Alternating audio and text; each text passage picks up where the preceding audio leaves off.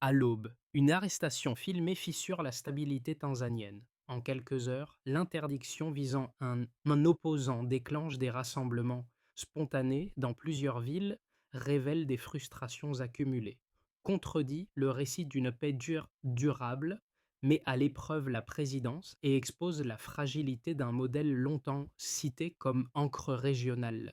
Malgré des promesses récentes d'ouverture, institué depuis des décennies, admiré par ses voisins, mais fissuré par des restrictions médiatiques et politiques répétées, mais restées donc longtemps invisibles officiellement. Que signifie ce basculement pour une jeunesse assise? Ce récit propose de comprendre ce qui se joue réellement derrière les images de rues agitées et de slogans improvisés. Il ne s'agit pas seulement d'un épisode de contestation, mais d'un moment où un contrat social longtemps implicite se retrouve exposé, discuté, parfois rejeté. Pour le public, l'enjeu est clair. Saisir comment une stabilité présentée comme acquise peut vaciller en quelques œuvres. Et pourquoi cette fragilité concerne bien au-delà de la Tanzanie? L'intérêt est concret. C'est concret. Comprendre aujourd'hui pour anticiper à demain. En suivant la séquence des faits, les signaux faibles, puis les ruptures visibles, ce récit éclaire les choix auxquels font face les autorités, les citoyens et les acteurs régionaux.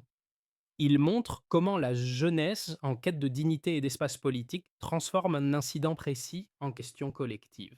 À travers cette analyse se dessine une interrogation centrale: maintenir l'ordre au prix du silence ou accepter l'incertitude du dialogue. La réponse, encore ouverte, déterminera non seulement l'issue de la crise actuelle, mais aussi la manière dont la société tanzanienne se projette dans son avenir proche. In Matatika, en moins de 20 années, de 24 heures, trois grandes villes voient apparaître des rassemblements spontanés. Des estimations non confirmées évoquent plusieurs centaines de jeunes dans les rues, un seuil rarement franchi dans un pays où les manifestations d'ampleur restaient jusqu'ici exceptionnelles. Ce basculement rapide révèle que l'incident n'est pas isolé, mais le point de rupture d'une tension latente. Pour comprendre cette accélération, il faut revenir sur la trajectoire récente du pays. Longtemps, présentée comme un modèle de stabilité en Afrique de l'Est, la Tanzanie a bâti son récit national sur l'absence de d'État et la continuité institutionnelle. Cette image a masqué des restrictions progressives, limitation des rassemblements politiques, pression sur les médias, effacement discret de voix critiques. Ces mesures, appliquées sans fracas, ont nourri une frustration silencieuse, particulièrement chez les jeunes urbains. Après la transition de pouvoir de 2020, une phase d'espoir avait pourtant émergé. Des prisonniers politiques sont libérés, certains médias retrouvent un espace d'expression et l'idée d'une ouverture contrôlée s'installe, mais à partir de 2025, la dynamique s'inverse. Les interdictions se multiplient, les enquêtes sensibles sont suspendues et la peur revient sous une forme diffuse, moins spectaculaire mais plus persistante. L'arrestation d'un opposant à l'aéroport agit alors comme un révélateur. Le geste, en apparence administratif, touche un symbole fondamental: le droit de circuler et de participer à des rites sociaux élémentaires. Pour beaucoup, cette limite franchie rend visible ce qui était jusque-là toléré par résignation. Les vrais ça amplifie l'émotion, et malgré les premiers blocages numériques, les images circulent et hop, au-delà des frontières. C'est dans ce contexte que des références extérieures prennent une résonance nouvelle. Le nom d'Ibrahim Traoré apparaît dans des, dit-on, des discussions étudiantes, non comme un modèle politique à copier, mais comme un symbole de parole assumée face au pouvoir. Cette citation répétée indique un déplacement du débat de la loyauté institutionnelle vers la question de la dignité et de l'expression. Ainsi, le petite révélation ne tient pas seulement aux chiffres ou à la vitesse de propagation, mais à la prise de conscience collective. Ce qui semblait stable se révèle conditionnel, et ce qui était silencieux devient audible, préparant le terrain à une séquence plus profonde. Au cœur des premiers rassemblements, une voix sert de repère. Aïcha, étudiante à l'université de Dar es Salaam, ne se présente ni comme leader, ni comme porte-parole, ce qui est officiel. Passé. Sa prise de parole, filmée sur un téléphone avant le resserrement du contrôle numérique, est brève, hésitante, mais précise. Elle pose une question simple. Si l'on peut empêcher quelqu'un d'assister à des funérailles, quelle limite reste-t-il à la liberté ordinaire? Cette formulation transforme une indignation diffuse en interrogation partagée, immédiatement reprise sur les campus et dans plusieurs quartiers populaires. Non loin de là, dans un café discret, un journaliste indépendant documente les premières heures du mouvement. Ces notes décrivent une atmosphère de tension contenue, mais aussi de coopération inattendue. Des chauffeurs de taxi guident les étudiants pour éviter les axes bouclés. Des enseignants restent après les cours pour expliquer les risques juridiques. Des habitants offrent de l'eau et un abri temporaire lorsque les gaz lacrymogènes se répandent. Ces gestes modestes, répétés dans différentes zones urbaines, signalent que la contestation dépasse les cercles militants habituels. Un premier effet concret apparaît rapidement. La rue cesse d'être perçue comme un espace exclusivement contrôlé ça par les forces de sécurité. Dans certains quartiers, des points de rassemblement se reforment après chaque dispersion, sans coordination centrale, mais avec une compréhension tacite des règles du moment. Nos slogans évoluent aussi. Ils quittent le soutien ponctuel à un opposant pour se concentrer sur des notions plus larges: dignité, parole, visibilité. Ce déplacement est décisif. Il indique que l'événement initial n'est plus seulement commenté, mais intéressé à l'imaginaire politique quotidien. En quelques pas le jour, l'idée s'installe qu'un seuil a été franchi. Ce qui était perçu comme exceptionnel devient pensable, et ce changement de perception pèse déjà sur la suite de la crise. Tout commence par un déclencheur très précis: l'arrestation à l'aéroport, filmée et diffusée presque en temps réel, rompt le silence officiel. Avant cet instant, les restrictions existaient, mais restaient fragmentées, souvent invisibles hors des cercles militants. Après, l'image circule, s'impose, et impose une lecture commune. Quelque chose vient de changer. En quelques heures, des messages privés deviennent des appels publics, et des regroupements spontanés apparaissent dans plusieurs zones de Dar et Salam. Très vite, la montée est rapide. Les premières heures voient des rassemblements modestes, dispersés sans grande confrontation. Puis la dynamique s'accélère. Les forces de sécurité tentent de contenir les foules près des grandes places, utilisent des gaz lacrymogènes, procèdent à des arrestations ciblées. Chaque intervention produit un effet paradoxal. Elle disperse un point précis, mais alimente ailleurs un sentiment de solidarité. Des quartiers jusque-là calmes deviennent des relais temporaires, où l'information circule de bouche à oreille lorsque l'accès numérique se dégrade. Puis vient Se prend un troisième temps, celui des répliques. Les autorités qualifient les manifestations d'isolés, insistent sur la nécessité de maintenir l'ordre et annoncent des restrictions d'accès à Internet. Cette réponse institutionnelle provoque une nouvelle vague de réactions. Les images franchissent les frontières. Des étudiants au Kenya organisent des veillées symboliques. Des discussions émergent dans d'autres pays d'Afrique de l'Est où la situation tanzanienne est croît à comparer à des épisodes récents de durcissement politique ailleurs sur le continent. À l'intérieur du pays, la contestation change de forme, elle devient plus horizontale, sans figure centrale à neutraliser. Des assemblées improvisées se tiennent sur les campus.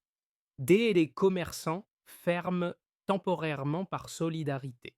Les slogans se simplifient, gagnent en portée, se détachent de l'événement initial pour viser un cadre plus large, le droit de parler, de se réunir, de contester sans disparaître. En quelques jours, la séquence complète est lisible, un incident déclencheur, une montée émotionnelle rapide, puis des répliques écoutées multiples qui dépassent le contrôle initial.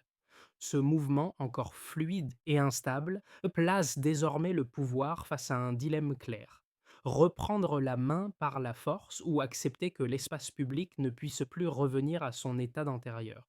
Le changement d'échelle de la crise apparaît clairement à travers plusieurs indicateurs mesurables, même si l'accès à l'information reste partiellement entravé. Les premières, estimations établies malgré les coupures d'internet évoquent plus de 300 000 personnes ayant participé aux manifestations à Dar es Salaam et dans d'autres, grandes villes. Ce chiffre tranche nettement avec les décennies précédentes où les mobilisations dépassaient rarement quelques centaines de participants et demeuraient étroitement encadrées. Le passage d'une contestation marginale à une présence de masse indique un basculement psychologique collectif. Un second indicateur concerne la répression policière. Les autorités reconnaissent plus de 2000 arrestations dans les 48 premières heures suivant les premiers rassemblements. Des organisations locales de défense des droits humains estiment toutefois que ce nombre pourrait être supérieur, en raison d'interpellations non déclarées et de détentions temporaires sans enregistrement formel. Parmi les personnes arrêtées figurent des étudiants, des journalistes indépendants et des leaders communautaires, ce qui élargit la perception du risque bien au-delà des cercles politiques traditionnels. Cette extension de la répression modifie la relation entre l'État et des catégories sociales jusque-là relativement protégées. Un troisième ensemble de données concerne la participation sociale, notamment celle des femmes. Les observateurs estiment qu'environ 40% des manifestants sont des femmes, un taux inhabituellement élevé dans des mobilisations politiques de cette nature en Tanzanie. Cette présence massive ne se limite pas au cortège. Elle se manifeste aussi dans l'organisation logistique, la diffusion d'informations et les réseaux de solidarité. Ce chiffre signale que la contestation touche des sphères domestiques et professionnelles et ne se cantonne plus à une jeunesse masculine politisée. Les effets économiques fournissent un quatrième repère. Les premières analyses de la Banque centrale indiquent une baisse de 15% de l'activité touristique dans les jours suivant l'intensification des manifestations. Ce recul affecte directement ainsi un secteur clé de l'économie nationale, notamment à Zanzibar et dans les zones de parcs nationaux. Parallèlement, le shilling tanzanien enregistre une dépréciation de 4,5% face au dollar américain en l'espace d'une semaine. Ces variations rapides traduisent une perte de confiance des investisseurs et une anticipation accrue du risque politique. Enfin, les données liées à l'information montrent l'ampleur de la circulation des récits. Malgré les restrictions, une étude locale estime qu'environ 60% de la population a eu accès à des contenus relatifs aux manifestations par les réseaux sociaux ou des canaux indirects. Cette diffusion partielle mais massive limite l'efficacité du contrôle narratif exercé par les médias d'État. Elle explique aussi pourquoi des références extérieures, comme certaines prises de parole d'Ibrahim Traoré sur la dignité et la relation entre pouvoir et population, trouvent qu'un écho inattendu dans les discussions locales. Prises ensemble, ces chiffres dessinent une trajectoire claire. La crise n'est ni marginale ni ponctuelle. Elle combine mobilisation de masse, répression étendue, participation sociale diversifiée et impacts économiques mesurables. La quantification ne dit pas non, c'est pas tout, mais elle confirme une réalité centrale. La distance entre gouvernants et gouvernés s'est suffisamment élargie pour produire des effets visibles, rapides et coûteux. C'est cette accumulation de signaux, plus que chaque chiffre pris isolément, qui rend la situation difficilement réversible à court terme. Deux lectures opposées structurent désormais le débat public autour de la crise. La première, défendue par les autorités et leur soutien, insiste sur la primauté de l'ordre. Selon cette position, la Tanzanie évolue dans un environnement régional instable, marqué par des transitions politiques brutales ailleurs sur le continent. Dans ce contexte, toute mobilisation non autorisée est perçue comme une menace potentielle pour la cohésion nationale. Les restrictions imposées les seraient donc des mesures préventives destinées à éviter une spirale incontrôlable. Les partisans de cette ligne rappellent que la stabilité a permis des progrès économiques et sociaux durables, et que la perdre au nom d'une ouverture précipitée exposerait le pays à des risques supérieurs. La seconde lecture, portée par les manifestants et une partie de la société civile, repose sur une conception inverse de la stabilité. Pour eux, l'ordre ne peut être durable que s'il est accepté. Ils soutiennent que la répression des libertés publiques ne supprime pas les tensions, mais les déplace et les accumule. L'argument central est que la confiance constitue le véritable pilier d'un État stable. Lorsque les citoyens perçoivent les institutions comme fermées ou arbitraires, même une apparente tranquillité devient fragile. Dans cette perspective, la mobilisation actuelle n'est pas un facteur de désordre, mais un symptôme révélateur d'un malaise plus profond. Là, ces deux arguments possèdent une cohérence interne. Le maintien de l'ordre répond à une logique de court terme fondée sur la prévention du chaos visible. La revendication de liberté s'inscrit dans une logique de long terme axée sur la légitimité et l'inclusion. Le point de friction apparaît lorsque la première logique empêche la seconde de s'exprimer. L'histoire politique montre que les régimes qui privilégient exclusivement le contrôle finissent par affronter des ruptures plus violentes, précisément parce que les canaux d'expression ont été obstrués. La référence récurrente à des figures extérieures, comme Ibrahim Traoré dans certains discours de jeunesse, illustre ce glissement du débat. Il ne s'agit pas d'importer un modèle, mais de signaler une attente, celle d'un pouvoir capable d'entendre sans étouffer. La question centrale n'oppose donc pas ordre et désordre, mais ordre imposé et ordre négocié. C'est dans cet espace étroit que se joue désormais l'avenir immédiat de la crise. À ce moment précis, la contestation change de nature. Ce n'est plus seulement une succession de rassemblements, mais une capacité nouvelle à se coordonner malgré les contraintes. Des messages courts circulent par canaux chiffrés, relayés de téléphone à téléphone, indiquant des lieux sûrs, des horaires mouvants, des consignes minimales. L'absence de leader central devient un avantage opérationnel. Personne à neutraliser, mais des nœuds à sa multiples qui se reforment après chaque dispersion. Un élément cristallise cette bascule. Un extrait sonore partagé discrètement y est cité lors de petits regroupements. Il reprend une formule attribuée à Ibrahim Traoré sur la dignité et la responsabilité du pouvoir face à son peuple. L'impact ne tient pas au contenu exact, mais à l'effet miroir qu'il produit. Pour de nombreux jeunes, ces mots légitimement une posture. Parler n'est plus une transgression, mais une affirmation de soi. Du côté des autorités, la perception change aussi. Les services comprennent que la coupure d'Internet n'a pas étouffé l'organisation, mais l'a rendue plus diffuse. Les réunions d'urgence se multiplient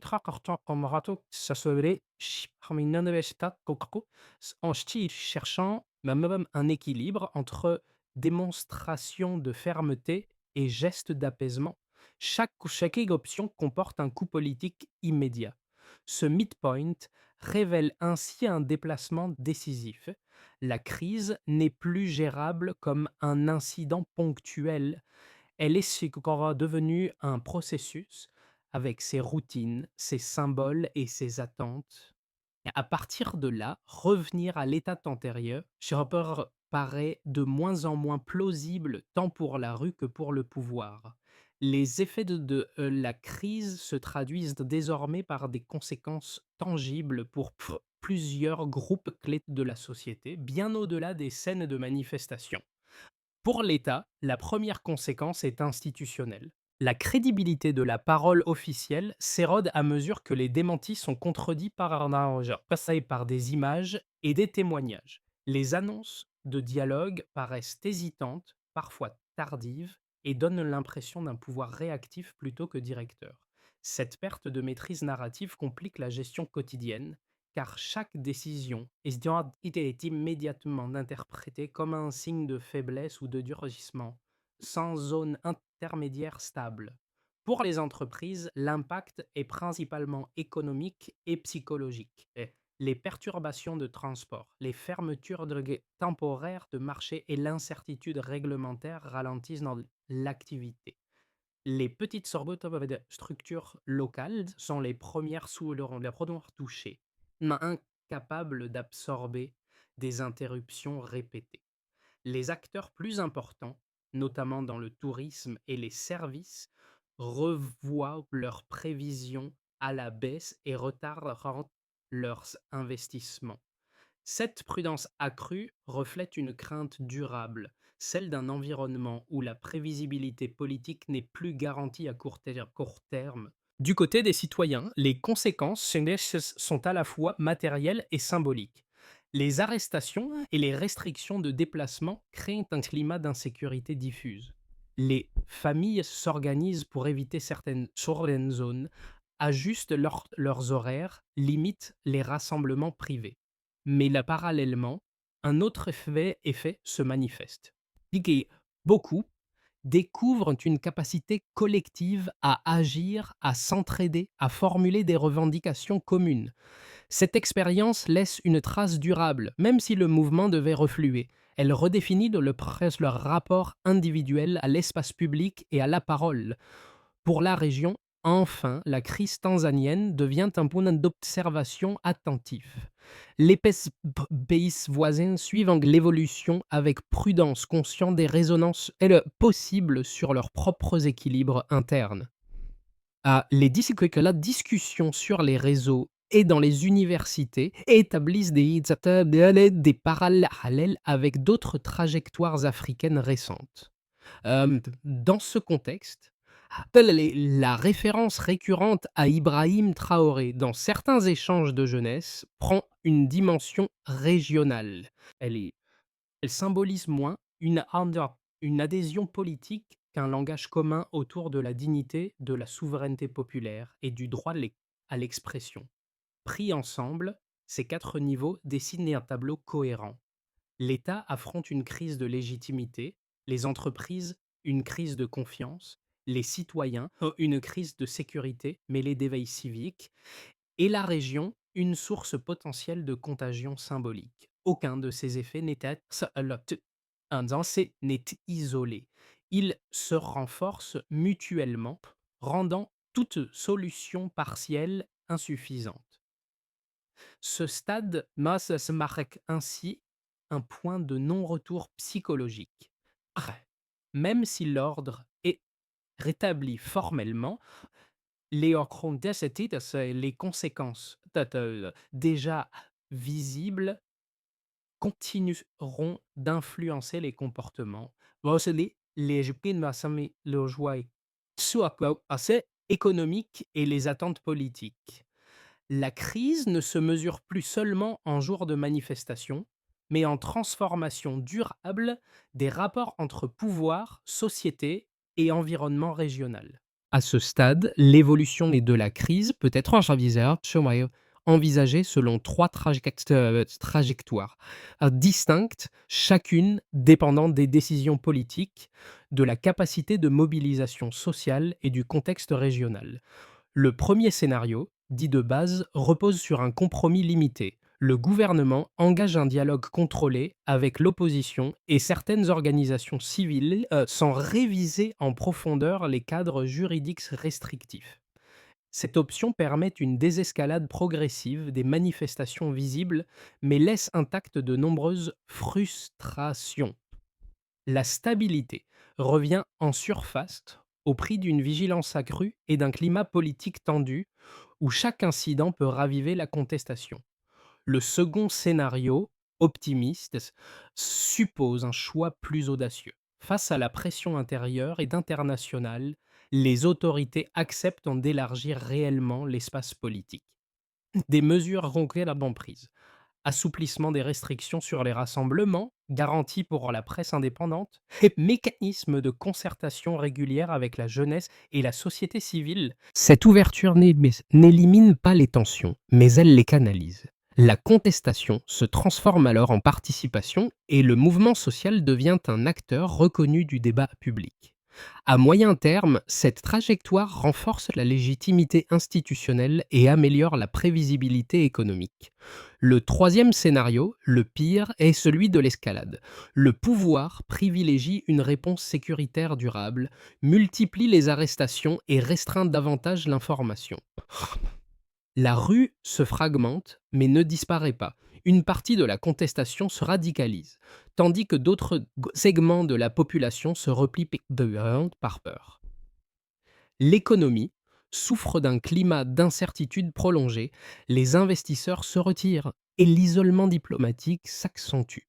Dans ce contexte, la stabilité proclamée devient coûteuse et fragile, reposant sur un contrôle permanent plutôt que sur l'adhésion. Ces trois trajectoires ne sont pas des prédictions, mais des cadres de lecture. Elles montrent que l'avenir ne dépend pas d'un événement unique, mais d'une série de choix cumulatifs. La question centrale n'est donc pas seulement ce qui va se passer, mais comment chaque acteur accepte de redéfinir sa place dans le contrat social. De cette réponse dépendra la capacité du pays à transformer la crise en transition ou à la laisser s'enraciner comme une fracture durable. Au-delà des chiffres et des scénarios, la crise s'inscrit désormais dans la vie ordinaire. Dans certains quartiers de Dar et Salam, les routines changent sans bruit. Les familles ajustent leurs déplacements. Les enseignants modifient leurs cours pour évoquer la notion de droit civique. Les commerçants ferment plutôt par prudence. Ces gestes discrets traduisent une adaptation quotidienne à l'incertitude. Loin des images spectaculaires des manifestations. Chez les jeunes, l'impact est sa plus intime. Beaucoup découvrent une capacité à parler ensemble, à formuler des attentes communes, à se reconnaître comme acteurs politiques, même sans structure formelle. Cette prise de conscience ne se limite pas à la rue. Elle se prolonge dans les discussions familiales, sur les campus, dans les lieux de travail. Elle modifie la manière dont une génération perçoit l'autorité, la participation et le silence. Ce changement intérieur, difficilement mesurable, constitue pourtant l'un des effets les plus durables de la séquence actuelle. Pour d'autres segments de la population, notamment les classes moyennes longtemps restées en retrait, la crise agit comme un rappel. Elle montre que la stabilité apparente n'est pas une garantie absolue et que les libertés peuvent se réduire progressivement, sans rupture spectaculaire. Cette réalisation provoque des réactions contrastées. Certains choisissent la prudence et le retrait. D'autres, commencent à s'informer davantage, à soutenir discrètement des initiatives civiques ou médiatiques. Deux pistes simples émergent de ces expériences. La première consiste à préserver des espaces de discussion, même informels, où les désaccords peuvent s'exprimer sans escalade. La seconde repose fort sur la transmission. Expliquer et contextualiser, relier les événements à des principes concrets de vie quotidienne. Ces actions modestes ne résolvent pas la crise, mais elles renforcent la capacité collective à la traverser sans fragmentation sociale excessive. Une sortie de crise durable suppose une séquence lisible, structurée et mesurable.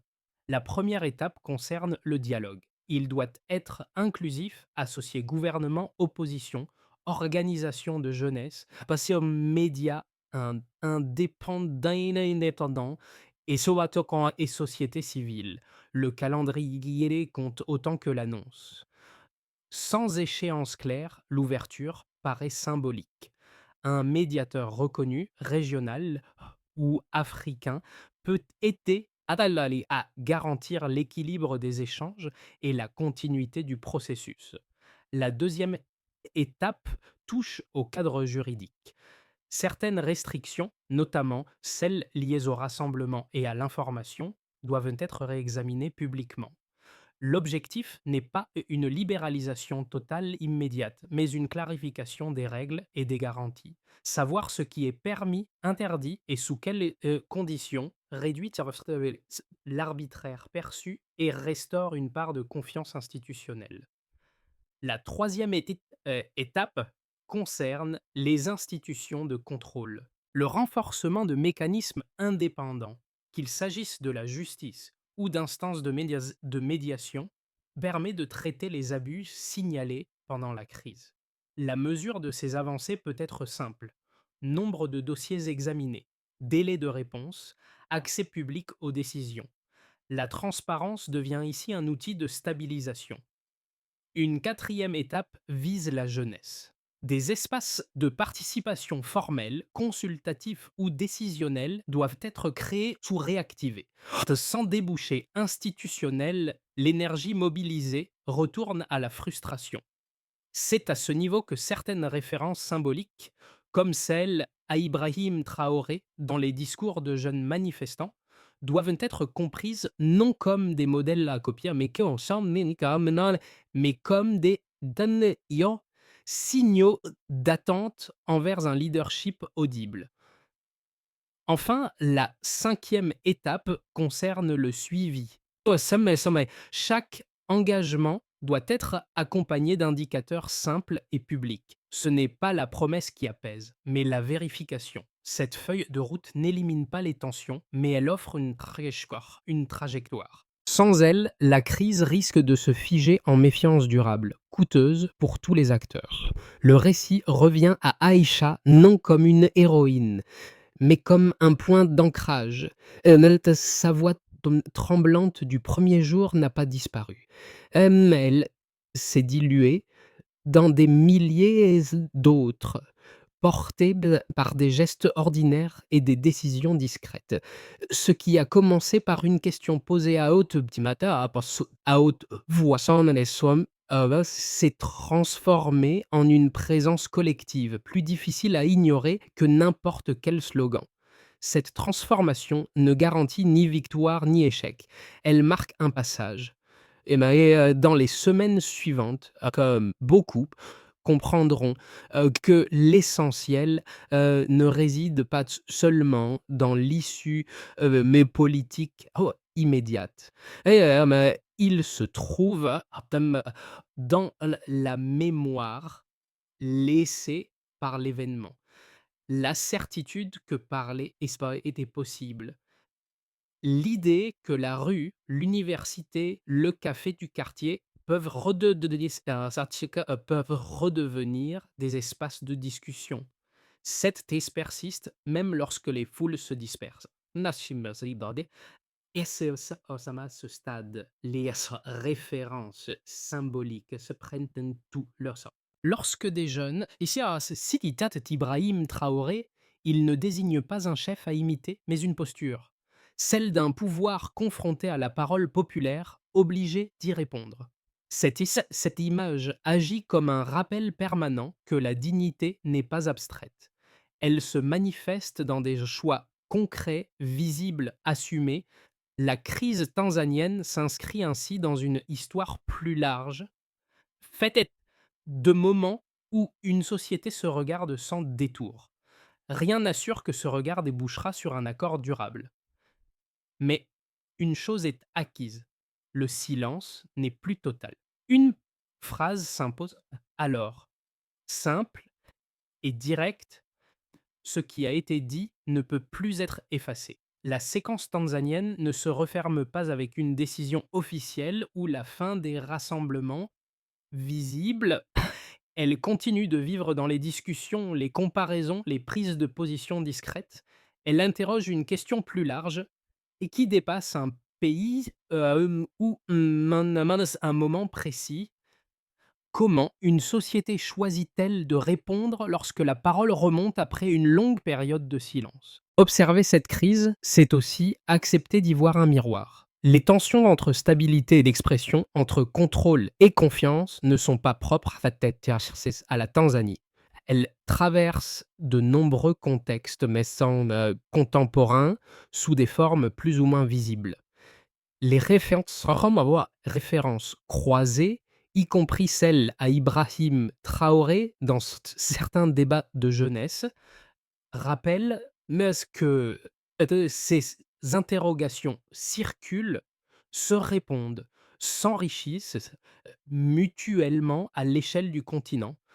Pour le lecteur ou le spectateur, l'enjeu n'est pas de trancher à distance, mais de rester attentif aux signaux faibles, aux mots employés, aux gestes retenus ou assumés. Comprendre ces dynamiques, les nommer avec précision, constitue déjà une forme d'engagement intellectuel. La question reste donc ouverte et mérite d'être posée calmement. Qu'est-ce qui, selon vous, permet à une société de transformer une crise de parole en un espace durable de dialogue?